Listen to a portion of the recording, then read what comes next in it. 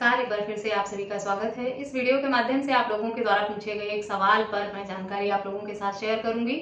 आप लोगों का सवाल था कि CAW सेल में जब कंप्लेंट हो जाती है, पत्नी द्वारा कंप्लेंट किया जाता है, तो उसमें कितना समय लगता है पुलिस द्वारा इन्वेस्टिगेशन करके चार्जशीट फाइल करने में। पुलिस कितने समय बाद अपनी रिपोर्ट कोर्ट में सबमिट करती है।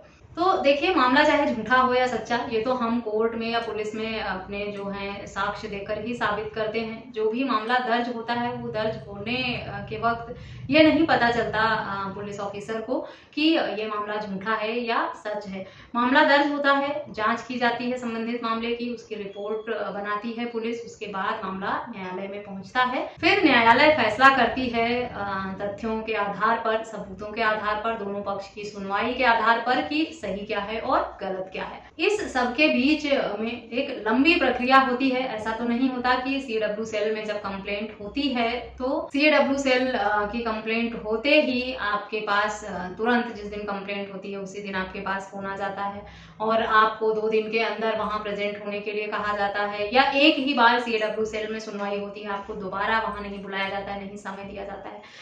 CAW सेल के कंप्लेंट की भी अपनी एक प्रक्रिया है, और जैसा कि कोर्ट और पुलिस की प्रक्रिया जो भी है वो थोड़ी लेंदी होती है, लंबी होती है, क्योंकि दोनों पक्षों को पर्याप्त समय दिया जाता है अपना अपना पक्ष पुलिस और कोर्ट के सामने रखने के लिए। इसीलिए ये प्रक्रिया थोड़ी लंबी हो जाती है। CAW सेल में जब कंप्लेंट होती है उसके बाद जो लड़के पक्ष वाले हैं उन्हें बुलाया जाता है, उन्हें एक समय डेट दी जाती है, बुलाया जाता है, उन्हें भी अपना पक्ष रखने का मौका दिया जाता है। फिर अगर उनके बीच में मतभेद होते हैं, पत्नी कुछ कहती है, पति कुछ कहता है, लड़ाइयाँ होती हैं, वहां भी आर्गुमेंट हो जाता है, मीडिएटर की भी दोनों पक्ष नहीं सुनते, तो उन्हें कुछ समय बाद की एक और तारीख दे दी जाती है और उसके बाद फिर दोनों को बुलाया जाता है, फिर जाते हैं डेट पर। उसके बाद भी अगर सेटलमेंट नहीं होता है, मामला शांत नहीं होता समझा बुझाकर, तो फिर एक तारीख मिलती है। 3 से 4 डेट तक बुलाया जाता है। कई बार एक पक्ष नहीं होता, कई बार दूसरा पक्ष नहीं होता।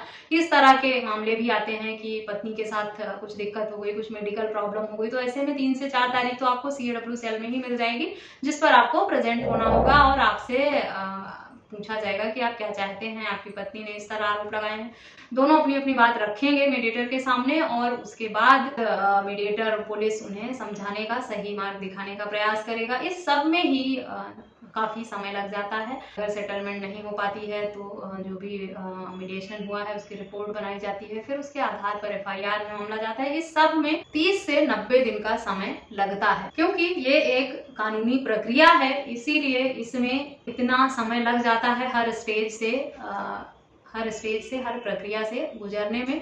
क्योंकि एक ही तारीख पर अगर पति पत्नी दोनों आकर समझौता कर लें और दोनों एक दूसरे की बात मान लें और सुलह समझौता हो जाए, मामला सेटल हो जाए, तो फिर इतना समय लगेगा ही नहीं, मामला आसानी से सेटल हो जाएगा। लेकिन मामले को उलझाने का, उकसाने का और उसे बढ़ाने का जो जिम्मा होता है वो दोनों पक्षकारों पर ही होता है, क्योंकि दोनों लोग ही कभी डिले हो जाएंगे, डेट पर नहीं जाएंगे, कभी कुछ मेडिकल लगाकर आगे की एक और डेट ले लेंगे, कुछ इस तरह का करके लोग अपनी आगे की तारीख बढ़वाते रहते हैं। इसीलिए मामला बहुत डिले हो जाता है। अगर आप लोग चाहते हैं जल्दी सेटलमेंट करना, जल्दी समझौता करना और इस सब से जल्दी बाहर निकलना, तो इसका फैसला आप दोनों पक्षकारों को मिलकर ही करना होगा कि जो भी बातें हैं उसे जल्दी से जल्दी सेटल कर लिया जाए और एक दूसरे की बात को सुनते हुए, समझते हुए, जो आप दोनों के हित में हो वो फैसला लेकर मामले को जल्दी से जल्दी क्लोज कर दिया जाए। कुछ लोगों का ये सवाल था इस पर भी कि अगर मीडिएशन में हमें 3-4 डेट पर बुलाया जाता है तो क्या सभी डेट पर जाना अनिवार्य होता है? अगर आप का कोई स्टेटमेंट बदलता नहीं है, कुछ नया नहीं आप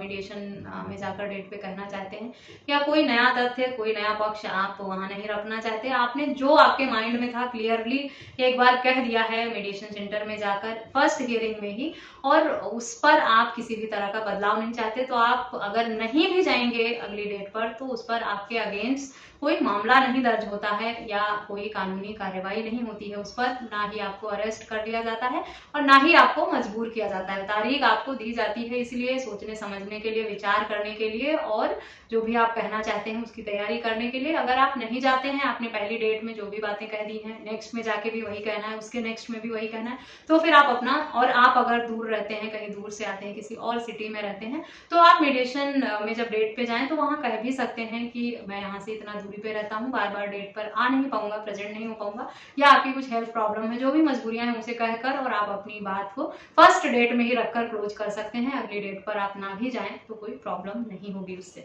आशा करती हूँ ये जानकारी आपके लिए यूजफुल होगी। अगर मेरे चैनल पर नए हैं या अब तक मेरे चैनल को सब्सक्राइब नहीं किया तो प्लीज सब्सक्राइब करके बेल आइकन को जरूर प्रेस करें। इस वीडियो में बस इतना ही, मिलते हैं नेक्स्ट वीडियो में, तब तक के लिए थैंक यू एंड बाय।